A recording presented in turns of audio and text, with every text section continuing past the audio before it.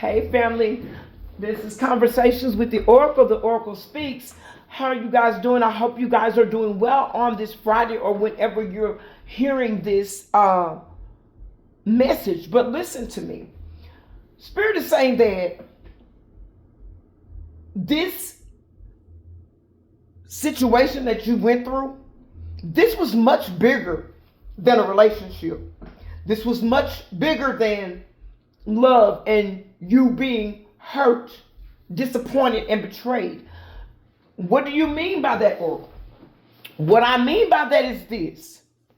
This timeline that you were on that put you on the path to meet this person that came into your life, that you started a connection with, that you built a relationship that you thought would have a lasting foundation, a stable foundation, and lasting love. And at first it seemed like everything was fine, but what Spirit wants you to know is that you were put on that path. Number one, that was a soul contract. You were brought into this contract so that you would accomplish whatever it is that you needed to accomplish at the time. And that was a lesson that you needed to learn about self. This was a lesson of setting healthy boundaries, even with people that we love. That even includes our family members, our children, our parents. And it's okay to set healthy boundaries. It was also serving the purpose of showing you that it is okay and it is necessary for you to put self first, for you to not be a people pleaser. All of the things that have held you back from being your highest self, achieving your greatest good, you went through a season of lessons draped in a relationship with somebody that you felt a soul connection with. Be this person older than you or younger than you. It's something about this person that felt like home, but it felt more than just like home. It felt like you'd known this person for lifetimes. And even if you believed or you didn't believe that you actually lived more than one lifetime, because some people don't believe that they've lived more than one lifetime, but you have. But this relationship was one that served to bring you into an awareness of self. This was more about you. And that's exactly what happens when you're dealing with a narcissist, because listen to me. When you're dealing with a narcissist, it is all about you. And somebody say, they try to make it all about them, but it's about you in the fact that they imitate and emulate you. Their mask is to cover who they are. The mask is actually you. Behind the mask is the real them, which is empty, which is broken, which is burdened, which is deceitful, unhealed.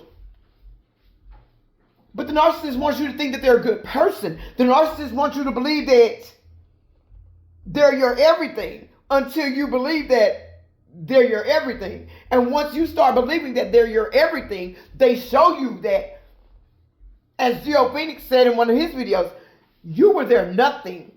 And they were nothing to you. You were everything because your love is what you were experiencing until they couldn't hold the facade anymore. They couldn't keep the facade up. They couldn't keep the mask up. The mask fell, the mask cracked, the mask dropped, and you realized that you were in love with a monster. You realized that you were only in love with somebody's face. That even the face that they put on was not sincere, not authentic, not genuine. But you were in love with the persona of who they personified themselves to be. But that also served to teach you, family, that you don't know self. Because what you were looking at when the narcissist was really good, when the narcissist was tapped all the way in, when the narcissist made you feel like there's nothing the two of you couldn't do together or conquer together because y'all were together. That was you. That's why the narcissist is envious of you. That is why the narcissist is jealous of you. The narcissist, they played on your fear of missing out using scarcity mind tactics. Like, if you don't do this, then I'm going to do that. Or if you don't do this, I won't be here. So they put you in a mindset of fear. But fear is not real. Fear is an illusion. Fear is something that does not actually exist. And Spirit is saying to you today that, first and foremost, forgive yourself. Who am I ready to forgive? Forgive self. It says, I am not what happened to me. I am who I chose to become. It is time to let go, forgive, and move onward. Is your soul ready to forgive someone else or yourself? Forgiveness brings sweet release, freedom, and insight. Look at it from their shoes. Notice how you grew and what you learned. Who do you want to become? And how is this resistance holding you from what your soul wants? Today's soul action: write a forgiveness letter. Then practice the Ho'oponopono prayer today while thinking of the person you are ready to forgive. I love you. I'm sorry. Please forgive me. Thank you. That is the Ho'oponopono prayer. I love that, and it works. They did a study on prisoners with this same prayer. They healed themselves, never returned to prison. It is a powerful Hawaiian prayer, and I think you guys should use it. But don't let fear stop you, family, because that's what the narcissist banked on. They banked on you not getting over them. But you know why? Not because they didn't feel like you could do it. They know you was able to do it 7-11 on the timer. But the reason why they banked on that is because that's how they are.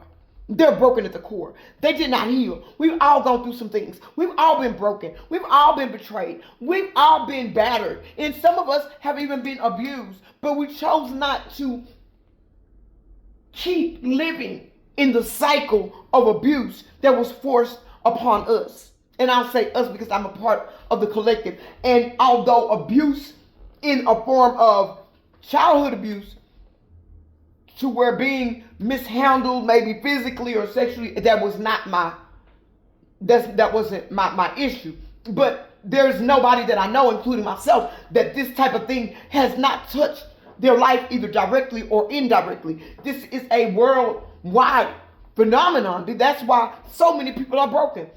Why there are so many narcissistic people in this world. But the masks are falling. People are being forced into dark nights of the soul. They're being forced to do the shadow work. They're being forced to face their demons. They're being forced to come out of those dark corners. They're being forced to take accountability. They don't want to do it, but to take accountability for themselves, first and foremost. Because if you can't take accountability for you, you can't be responsible for me. You can't be responsible for loving me. You can't be responsible for treating me right. You can't be responsible for anything. Because if you're not taking accountability for self, if you're not loving self, if you're not caring about self, because anybody that goes out and does so many low vibrational toxic things, they fear change, they fear success, they fear failure all at one time. That's delusional thoughts. And the next card I pulled was, am I letting fear stop me? Are you letting fear stop you? Because fear is an illusion. It does not exist. There is nothing to fear. There's nothing for you to fear. There's nothing to be afraid of. The only thing that you can do is either make it or not. And if you try to make it, you will make it. It says some trade their dreams for comfort, yet comfort is the enemy of progress. Yes, because it brings in complacency. Success requires showing up every single day, even when you don't feel like it, and even when it feels uncomfortable. It takes guts and an endless vision to stay consistent to your dream. Soul action. Journal where you can be more consistent in your life, in alignment with your your soulful goals. Then show up. You got to show up, family. Focus on what it is that you want, need, and desire. And think about having your ancestors, your spirit guides, your angel team. They're your magic wand, baby. Everything that you desire in your life is possible. Everything that you desire to have in your life is already yours. All you got to do is walk it through in the realm of time. I love you guys. Keep going, keep growing. Remember, this is Conversations with the Oracle where Spirit speaks and the Oracle answers. Because, baby, this is that time. We're stepping into a new timeline. We're in the year of the fire horse. We're also getting ready to step into our good old friend Mercury retrograde. But the Oracle is going to walk y'all through it. I'm going to do a live. We're going to do a fire horse activation. And we're also going to do a Mercury retrograde protection and release ceremony. Coming to a live this weekend. I love you guys. I'll catch you on the next one. Keep going, keep growing.